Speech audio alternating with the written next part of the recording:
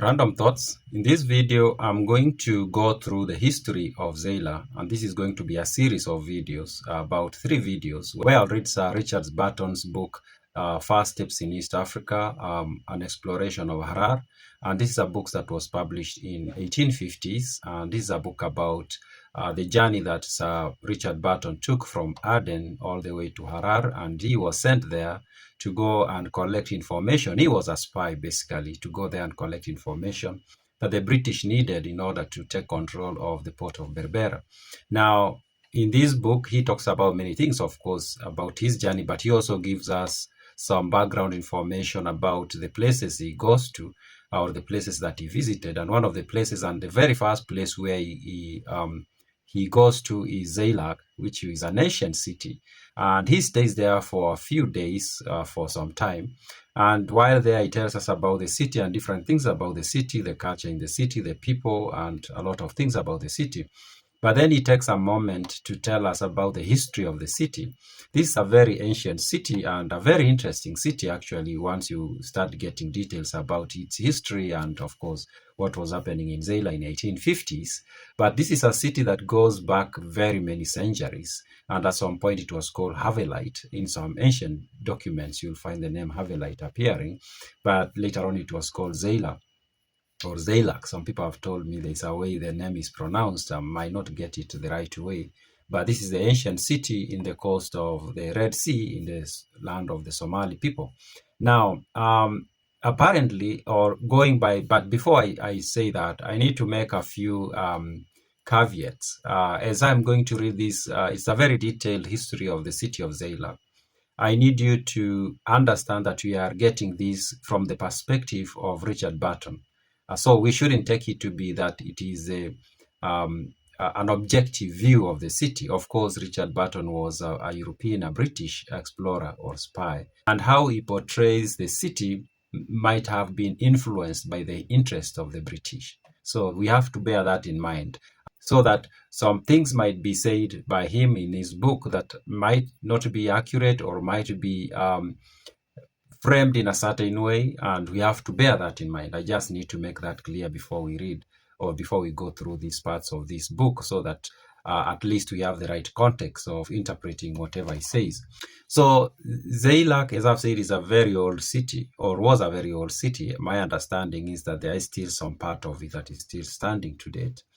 But maybe it's no longer as important as a city as it used to be, because Zaylac was, besides Mogadishu, Zaylac was the other big major city that was very well known in the ancient world, of course, including the port of Berbera. It was also very well known. Of course, Harar is another city that was well known. But the point is, this was one of the major cities in the Eastern Africa coast. So it's such an important city, and it's one of the oldest cities, actually. It's one of the oldest cities. So, Sir Richard Burton, I'm going to go through, as I've said, these are going to be 3 videos. So this is the first one, then I'll have them, because I realized if I'm going to tell the entire story of Zaylac in one video, it might turn out to be a very long video.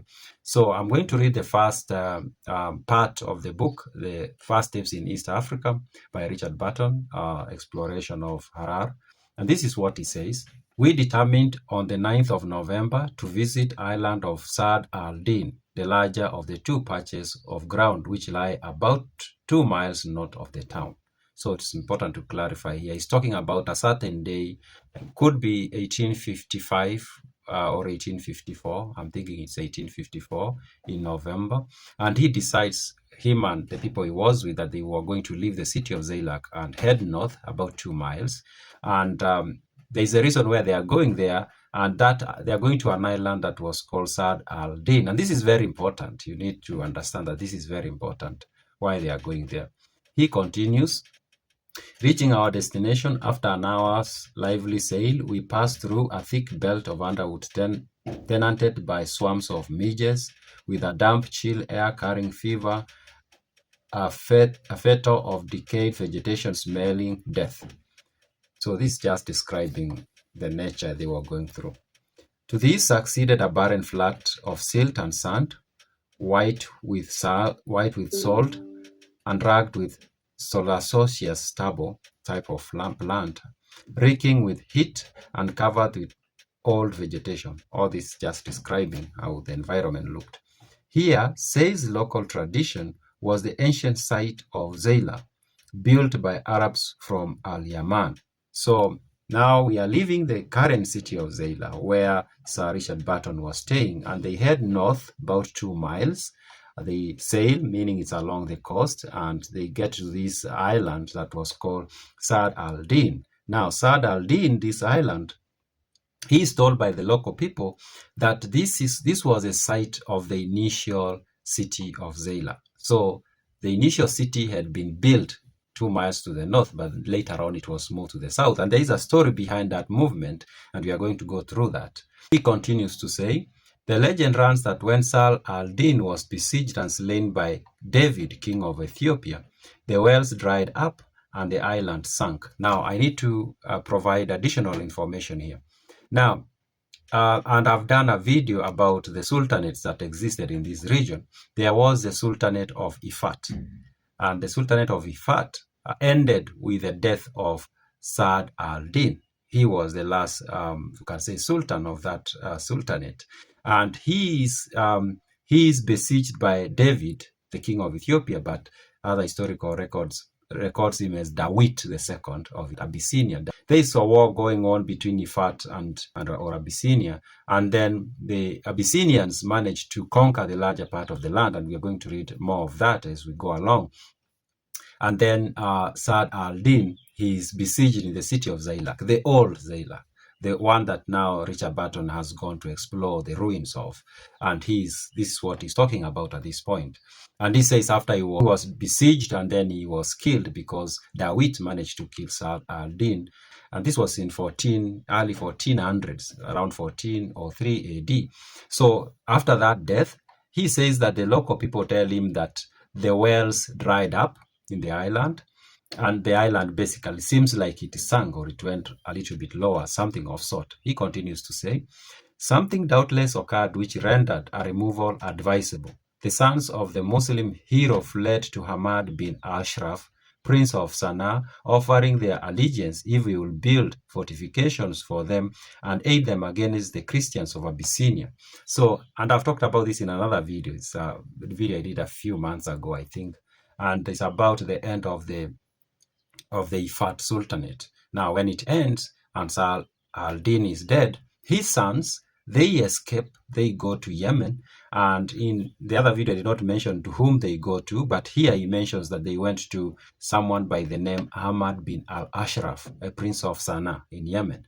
They went to him and they request him to help them maybe recover the Sultanate from the Abyssinians. And he continues to say, the consequence was a walled circuit upon the present site of Zayla. Of its old locality, almost may be said, prayer ruine. So when the sons of Saad al-Din go to Yemen and they get this help, they are able to rebuild a new city. And that's when the city of Zaylac was moved from that location up north 2 miles and brought to the present location. But the old city became ruins, basically. And he says, he uses the one Perrier Ruine. Maybe I'm not pronouncing it the right way. It seems like it's a French term. I was trying to find the meaning of it. And the meaning of it is that it was ruins, but a larger section of the ruins had disappeared.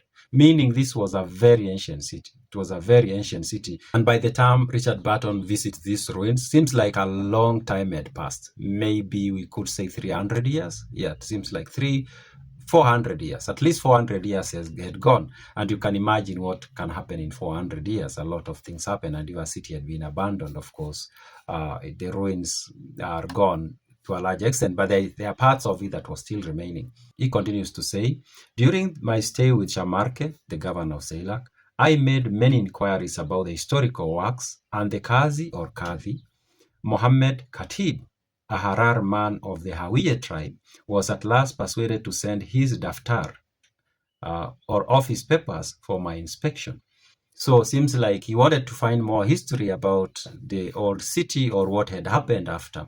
And he talked to Shamarke. And it seems like he did have to do a lot of requesting because it looks like these people did not want to give him access to the documents. But finally, the Qadi, one Mohammed Hatib, who was an Harar man, was persuaded, it looks like he did not like it, but he was persuaded to provide these documents to him to have a look at. He continues to say, they formed a kind of parish register of births, deaths, marriages, divorces, and manumissions. This is very interesting that in 1850s, there were cities in East Africa where records of births and deaths were kept. That's very interesting. That's very interesting. Sometimes we think that these registers are maintained maybe after the Europeans came, but yeah, there is at least a city that was in East Africa where they kept records of deaths, births, and other information or other forms of data.